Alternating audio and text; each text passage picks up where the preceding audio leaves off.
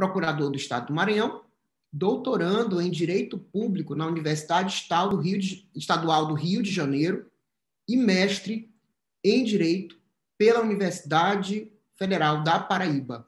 Com a palavra, nosso colega do Maranhão, Procuradoria-Geral do Estado do Maranhão, Dr. Gabriel Meira Nóbrega. Bem-vindo. Inicialmente, um bom dia a todos. Eu gostaria de agradecer à PGE, a Procuradoria-Geral do Estado, na pessoa do Dr. Rodrigo Maia, que acolheu essa proposta. Agradecer ao Dr. Miguel e toda a equipe da Ascom, Núbia, que prontamente acolheram e organizaram também esse debate, que é importante nos rumos que a democracia vem tomando no mundo atualmente. O tema dessa exposição, ela vai ser acerca das dificuldades que a democracia contemporânea perpassa nos diversos locais do mundo e, em especial, sua relação com o sistema de justiça. A democracia, ela vem vivendo um momento delicado em diferentes partes do mundo, em um fenômeno que vai ser denominado como erosão democrática. E vários exemplos vão se acumulando ao longo dos anos. Hungria, Polônia, Turquia, Rússia, Filipinas, Venezuela, são apenas alguns desses exemplos. O interessante é que, em todos esses casos, a erosão democrática ela não ocorreu como ocorria antigamente. Ela não ocorreu por um golpe de Estado, não ocorreu pela colocação do exército nas ruas, mas ela ocorre a partir de líderes que são eleitos pelo voto popular, mas a partir da sua eleição por voto popular, eles passam a tomar medidas executivas, legislativas, para desconstruir os pilares da democracia, abrindo caminho para o autoritarismo. Então, aqui, nós vamos tratar de fenômenos distintos, mas que confluem. O primeiro fenômeno é o populismo. O populismo ele tem lugar quando líderes carismáticos manipulam as necessidades e os medos da população, se apresentando como antissistema, anti-establishment, o que é diferente de tudo aí, e passam a prometer soluções simples e muitas vezes erradas, que cobram um preço alto no futuro. Quando o fracasso dessas medidas populistas bate à porta, torna-se necessário, então, a tomada de medidas autoritárias para a permanência do poder. O autoritarismo, por sua vez, é um fenômeno que é conhecido na América Latina. A América Latina convive em sua história com movimentos oligárquicos e autoritários, e uma das estratégias que é adotadas pelos autoritários e populistas são estratégias que, quando confluídas, elas vão minando as bases do Estado Democrático de Direito. Dentre as estratégias, existe o uso de mídias sociais para inflamar massas contra determinadas instituições. Existe a desvalorização ou cooptação de instituições de mediação da vontade popular, como o legislativo, a imprensa e entidades da sociedade civil. E existe uma ferramenta que é o tema da presente exposição, que é o ataque às Supremas Cortes, o ataque ao sistema de justiça. E essa vai ser a estratégia que vai ser aqui analisada. Por que que líderes populistas e autoritários eles tendem a atacar o sistema de justiça? Ao longo do século XXI, com o fim do comunismo e com a redemocratização dos países latino-americanos, basicamente a maior parte dos países ocidentais passou a adotar o sistema dos tribunais constitucionais, das Supremas Cortes, que possuem o poder de controle de constitucionalidade e possuem o poder do judicial review, isto é, de rever atos do executivo ou atos legislativos à luz da Constituição com o escopo de proteção de direitos fundamentais. O judiciário, na maior parte das cartas das constituições escritas na segunda metade do século XXI, ele passa a ter a função de intérprete final do direito, intérprete final e guardião da Constituição. Para exemplificar o que aqui está sendo dito, nós vamos passar por alguns países do mundo antes de chegar e antes de adentrar na discussão do caso brasileiro. O primeiro caso que eu quis trazer aqui é o caso da Polônia, que é estudado pelo acadêmico polonês e australiano Sadusky, em sua obra Constitutional Crisis in Poland. A Polônia é um país europeu de redemocratização recente, com o fim, com a queda do Muro de Berlim, e a Polônia ela passou por um processo, a partir de 2015, de ascensão do Partido Lei e Justiça. E, a partir dessa ascensão desse partido, na Polônia, em 2015, iniciou-se uma campanha contra o Tribunal Constitucional, os tribunais ordinários e o sistema de justiça, como forma de evitar que o sistema de justiça pudesse fazer oposição a algumas medidas que eram desejosas do governo e que foram tomadas a seguir. Essa campanha contra o Tribunal Constitucional polonês, ela se baseava na ideia de que qualquer restrição à maioria política teria uma natureza antidemocrática. Para barrar, então, essas atividades do Tribunal Constitucional polonês, foram tomadas diversas medidas. Foi editada uma legislação restringindo os meios de comunicação e de imprensa, foi adotada uma estratégia de desempoderamento e captura do tribunal, com a remoção dos antigos ministros daquele Tribunal Constitucional e colocação de novos ministros, e foi adotada uma reestruturação do Conselho Nacional Judiciário daquele país, através da alteração das suas regras de composição, para que esses membros eles passassem a ter uma ideologia alinhada com o governo. Então, a primeira estratégia adotada na Polônia foi de neutralizar o Tribunal Constitucional, visto que o governo não possuía maioria suficiente no parlamento para alterar diretamente a Constituição. Essa captura do Tribunal Constitucional ela se deu em duas etapas distintas. Na primeira etapa, o novo presidente ele se recusou a nomear os ministros da Suprema Corte que tinham sido nomeados pelo parlamento no mandato anterior. Na Polônia, os ministros da Suprema Corte são indicados pelo parlamento. Então, havia 5 ministros que teriam sido aprovados no mandato anterior. Essa eleição foi validada pelo Congresso polonês e o presidente ele se recusou a nomear porque compreenderia que aqueles ministros seriam contrários ao seu posicionamento ideológico. Em seguida, com uma ideia de paralisia, de paralisação daquele tribunal, para evitar que aquele tribunal tomasse medidas contra o governo, foram editadas uma série de legislações que afetou o exercício da jurisdição. A primeira foi uma legislação que estabeleceu uma restrição ao poder de agenda do tribunal. Se estabeleceu que o Tribunal Constitucional apenas poderia julgar casos de acordo com o momento que aquela ação foi ajuizada. E qual é o problema disso? O problema disso é que uma medida que seja frontalmente contrária à Constituição, ela não poderia ser apreciada até que todas as outras fossem apreciadas. Isso aí afeta a capacidade de resposta ágil do tribunal. A segunda medida adotada foi o aumento do quórum para determinadas decisões do tribunal, da maioria absoluta para 2/3, de forma a conter decisões contrárias ao governo. Por fim, o governo ele chegou a recusar a publicação das decisões judiciais tomadas pelo Tribunal Constitucional, para impedir a sua publicidade e a sua eficácia. Ocorre que, na segunda etapa, o governo ele conseguiu a nomeação de novos juízes para a Suprema Corte polonesa. Esses novos ministros estavam alinhados à ideologia do Partido Liberdade e Justiça e, portanto, todas aquelas medidas de restrição elas foram retiradas e passou o governo a contar com um Tribunal Constitucional que simplesmente validava as suas opiniões. O Tribunal Constitucional ele deixou de ser o guardião da Constituição, ele deixou de exercer o seu papel de judicial review para ser um mero órgão de validação jurídica das decisões políticas do governo.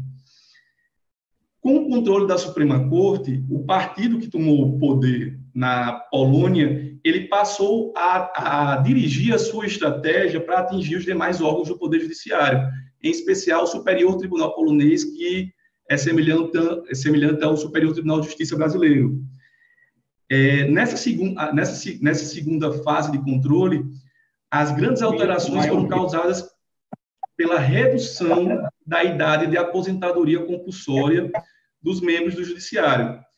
Foi reduzida a idade de aposentadoria compulsória para 65 anos desses membros, e com a redução dessa idade compulsória, o governo conseguiu extirpar mais de 80 juízes desse Superior Tribunal de Justiça. Em adição a essa medida tomada, foram aumentadas as cadeiras dos tribunais e do Superior Tribunal de Justiça, e essa combinação fez com que o novo governo, o Partido Liberdade e Justiça, tivesse poder para nomear mais de 60% das vagas do Tribunal Superior polonês em um curtíssimo lapso temporal. Então, foram medidas que foram adotadas que buscaram uma modificação completa do judiciário para a colocação de novos membros, para uma composição que fosse aliada aos interesses do governo. Mas não somente o judiciário foi afetado, o Ministério Público também sofreu uma alteração sensível. Foi revogado o princípio da independência dos membros do Ministério Público. Isso fez com que o procurador-geral ele pudesse transferir casos de um promotor para o outro, alterar ou revogar uma decisão de qualquer promotor que lhe for subordinado. Então, dessa forma, o Partido Liberdade e Justiça ele assumiu o controle do sistema de justiça, do sistema judiciário polonês, e, a partir daí, ele conseguiu implementar diversas alterações naquele regime que afetaram a independência e afetaram as bases do regime democrático. Primeiro, foram editadas medidas de restrição à imprensa e à liberdade de expressão. E, em seguida, e de uma forma mais incisiva, foi adotada uma desjudicialização da Comissão Nacional Eleitoral. A Comissão Nacional Eleitoral da Polônia, assim como em diversos outros países ocidentais, era formada por 9 juízes.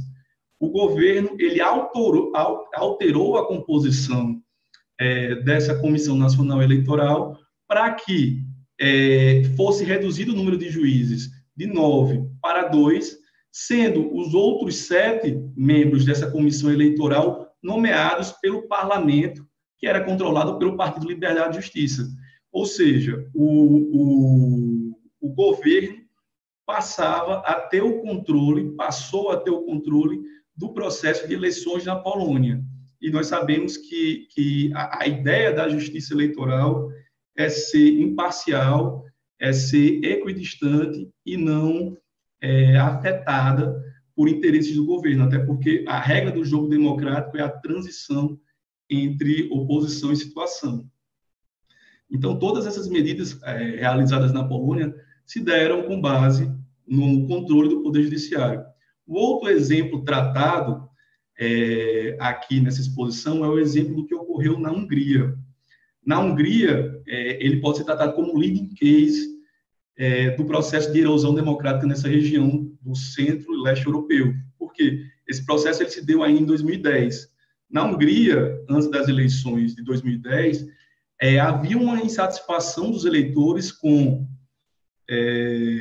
o então governo, que era acusado de corrupção, e o partido Fidesz e o seu líder, Viktor Orbán, ele assumiu o poder com muita força. Eles conseguiram mais de 2/3 das cadeiras do parlamento húngaro, e com isso eles conseguiram a maioria para editar uma nova Constituição de forma a extirpar a independência do Poder Judiciário. Na visão do Viktor Orbán, para uma nova ordem constitucional, uma em que seu partido político ocupa o centro do palco da vida política húngara, seria necessário um governo só, um governo em que não houvesse uma interferência ou um judicial review por parte do Poder Judiciário.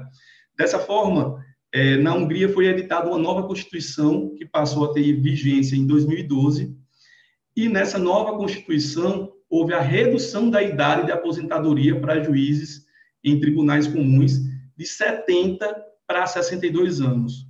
Com essa redução da idade de aposentadoria compulsória, isso forçou com que cerca de 274 juízes se aposentassem antecipadamente. Isso fez com que o governo, o presidente Viktor Orbán, ele tivesse força para nomear 274 novos juízes que contribuiriam, que estivessem aliados com a sua visão de governo e pudesse alterar a independência, a autonomia e a imparcialidade do Poder Judiciário. Mas não só.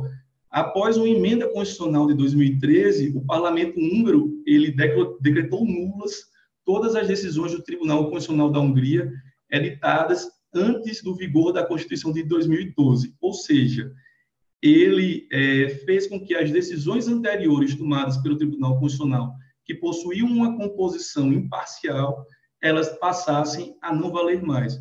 Qual foi o resultado? O resultado, no caso da Hungria, é que o Tribunal Constitucional ele se tornou um aliado do governo. Ele não é mais um órgão de revisão judicial, de controle de constitucionalidade, mas um órgão pelo qual interpretações exóticas do governo, quando ele não consegue a maioria de 2/3 do parlamento, são implementadas via Poder Judiciário.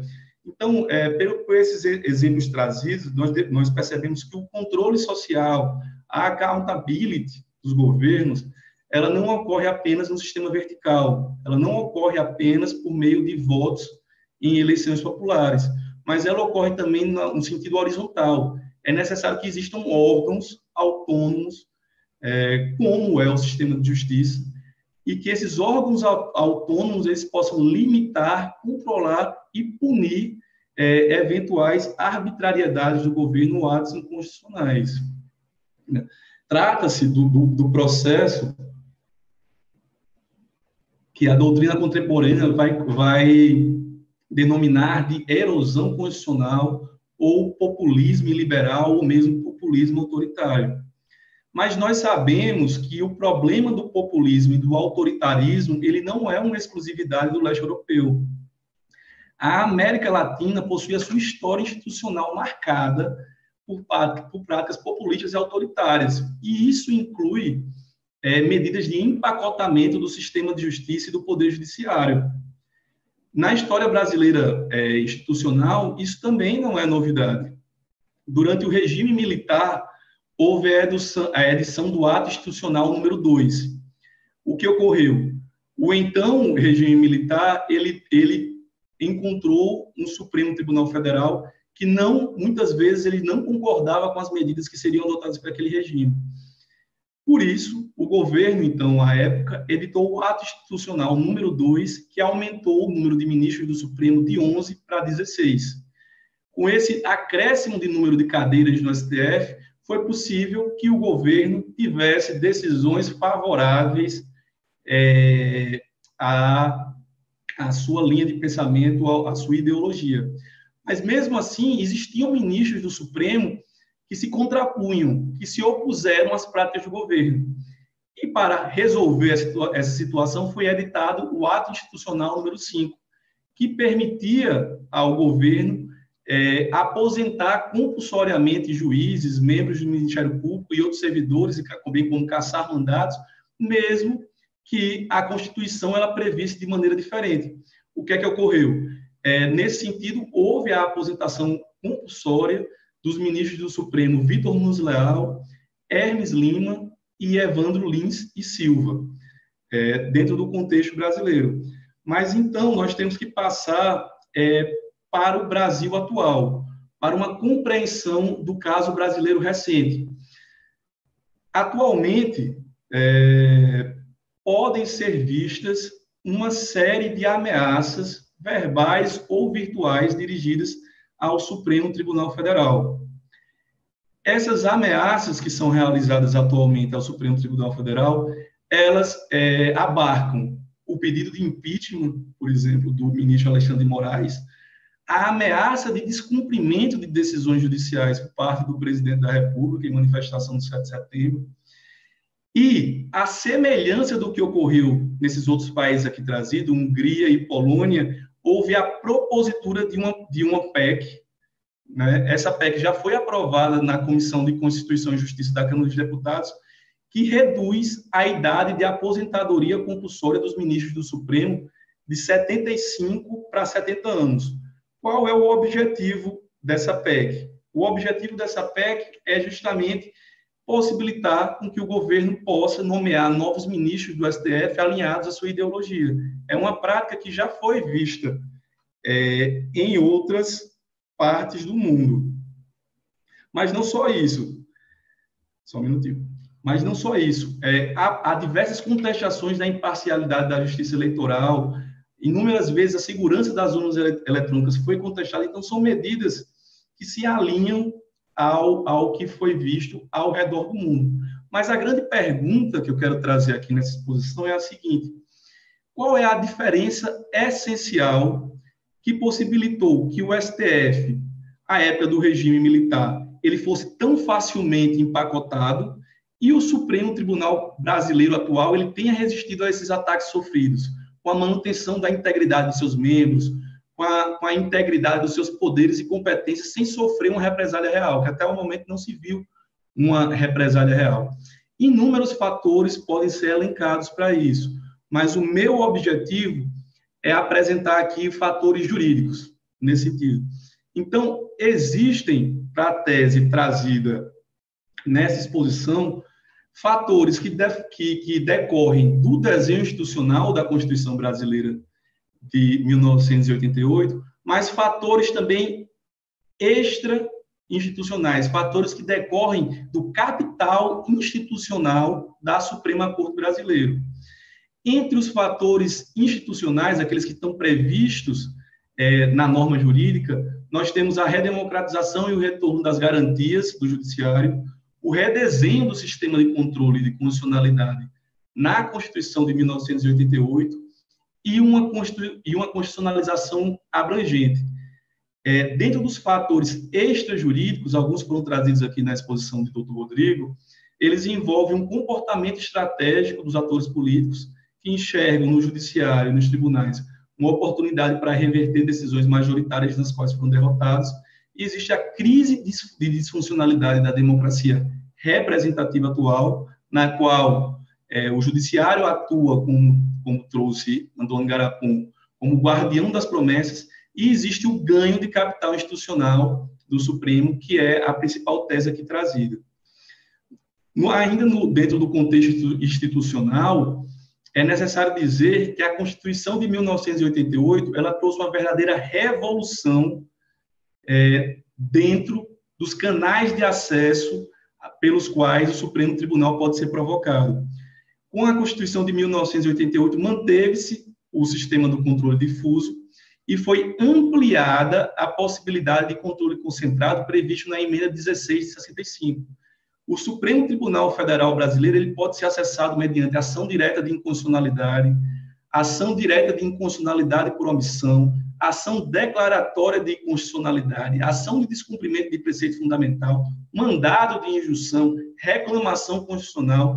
Apenas após a Constituição de 1988, o relatório Supremo em Números da Fundação Getúlio Vargas, ela apontou 52 ferramentas processuais de acesso ao Supremo Tribunal Federal. Então, trata-se de um tribunal que pode ser muito acessado. Mas não só. Nos esquemas anteriores, a ação direta de inconstitucionalidade apenas poderia ser proposta pelo Procurador-Geral da República, que era demissível ad nutum pelo Presidente da República. Atualmente, houve uma expansão da lei dos legitimados para a propositura dessas ações. Presidente da República, Procurador-Geral da República, Conselho Federal da OAB, governadores de Estado, mesas do Congresso Nacional e das Assembleias Legislativas. Então, houve uma expansão naqueles que são legitimados para acessar o controle de constitucionalidade perante o Supremo Tribunal Federal. Mas não só esse fato. A Constituição brasileira também é uma Constituição extremamente abrangente. E essa abrangência, ela tem um efeito que, como fala o professor Luiz Roberto Barroso, de possibilitar com que todos os temas praticamente previstos na vida nacional, eles possam ser submetidos ao Supremo Tribunal Federal. Essa abrangência da Constituição Federal de 1988, ela retira a discricionariedade da política quando constitucionaliza um assunto e transforma aquele assunto em direito submissível ao controle judicial. Além desses fatores, o Supremo Tribunal Federal Brasileiro possui uma extrema força no tocante à modulação temporal. Anteriormente era previsto apenas a declaração de nulidade, ou seja, haveria um efeito ex tunc, mas é possível ao Supremo Tribunal Federal Brasileiro e agora também aos próprios juízes e demais instâncias judiciais realizar um controle difuso com modulação temporal, em que é possível se analisar os custos e benefícios daquelas decisões para se prolatar, se protrair no tempo os efeitos daquelas decisões. Mas o principal fator que eu trouxe aqui, que diferencia o Supremo Tribunal Federal Brasileiro do Supremo Tribunal Federal da época do regime militar, e que limita essa capacidade do governo de reduzir as competências do Supremo, é o atual ganho de capital institucional do Supremo Tribunal Federal. À época do regime militar, um dos livros escritos pelo professor e então ministro Alemar Brasileiro foi Supremo Tribunal Federal, esse outro desconhecido. O Supremo Tribunal Federal era um poder desconhecido da população. Atualmente, o Brasil ele vive o peculiar caso em que os cidadãos, você andar na rua, os cidadãos conhecem os nomes dos ministros do Supremo pelo nome. E eles sabem as decisões de cada um. Isso faz com que um tribunal, antes acuado, antes sem expressão, ele fosse capaz de tomar decisões como a equiparação das uniões homoafetivas com as uniões estáveis, convencionais, abrindo caminho para o casamento entre pessoas do mesmo sexo, autorizar a gestação de fetos anencefálicos, definir o rito do impeachment da ex-presidente Dilma Rousseff, declarando inconstitucionais preceitos do regimento interno da Câmara dos Deputados, determinar cautelarmente a suspensão do exercício das funções parlamentares do então presidente da Câmara dos Deputados, Eduardo Cunha, que foi afastado no curso do seu mandato, mas não só. O Supremo Tribunal Federal, ele editou a súmula vinculante número 13, por exemplo, que proibiu o nepotismo, a indicação de parentes pela autoridade nomeante dentro da administração pública de todos os entes federados. Isso representa uma vontade popular que não era cumprida, por exemplo, pelos órgãos legislativos, pelos órgãos políticos. E são uma série de decisões. O reconhecimento da inconstitucionalidade do financiamento empresarial de campanhas eleitorais. Aqui no Maranhão, nós tivemos uma série de decisões sobre a coordenação do nosso procurador-geral acerca do Covid, que implicaram em um reequilíbrio do Pacto Federativo, reconhecendo a competência dos estados para, por exemplo, decretar lockdown, para poder importar diretamente vacinas, para forçar com que a União realizasse o censo demográfico. Então, o Supremo Tribunal Federal, ele tomou, ao longo da década de 90 e das décadas do século XXI, inúmeras decisões que são representativas, que representam, de alguma maneira, parte ou a maior parte da população brasileira. Temos ainda os casos da justiça criminal, como, por exemplo, o mensalão. Isso trouxe para o tribunal um ganho de capital institucional. E ressalte-se, e é necessário frisar, todas essas decisões foram tomadas com transmissão ao vivo, transmissão imediata via TV de Justiça. Isso faz, a grande questão é que isso faz com que o ônus de desobedecer uma decisão do Supremo Tribunal Federal, o custo político, ele se torna extremamente alto. E por que ele se torna extremamente alto?